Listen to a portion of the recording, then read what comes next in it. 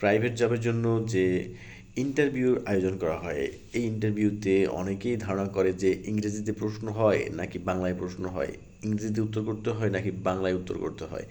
এই যে দুইটা দিক চিন্তা করতে করতে দ্বিধাদ্বন্দ্বের মধ্যে থাকতে থাকতে অনেকেই কনফিউজড হয়ে যায় যে আমি আসলে কোনভাবে প্রিপারেশন নেব। বিশেষ করে যারা একটু দুর্বল বা যারা একটু ইংরেজিতে ইন্টারভিউ ফেস করতে ভয় পায় কিংবা প্রেজেন্টেশনে ভয় পায়, তাদের জন্য।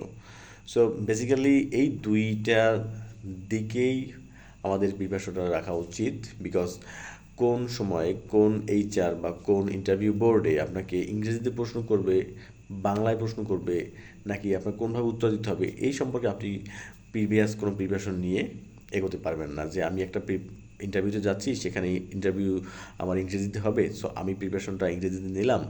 কিংবা কোনো একটা ইন্টারভিউতে গেলাম, সেখানে বাংলায় আমাকে কোশ্চেন করবে, বাংলায় উত্তর করতে হবে, সো বাংলায় আমি প্রিপারেশন নিলাম। তো এইভাবে এস্টিমেশনটা করাটা খুবই টাফ। বিকজ কী প্রশ্ন করবে, কোন ধরনের প্রশ্ন করবে, ইন্টারভিউ বোর্ডের উপরে সেটা ডিপেন্ড করতেছে। এবং ইনস্ট্যান্ট তাদের মতিগতি চেঞ্জ হতে পারে এবং আপনাকে প্রশ্ন করে বসতে পারে, সেটা ইংরেজিতে অথবা আপনাকে বাংলায়। So basically, if you want to answer properly all of the questions of your interview board, then you must have a previous preparation.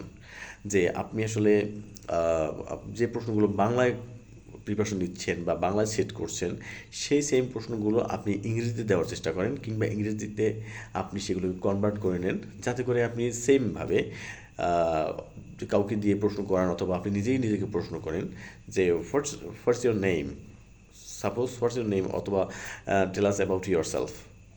হ্যাঁ, সো এই প্রশ্নের অ্যাগেনস্টে আপনি আসলে কোন ধরনের উত্তর করবেন, বাংলায় কি উত্তর করবেন, এবং সেটা ইংরেজিতে হলে সেটা ইংরেজিতে কি উত্তর করবেন।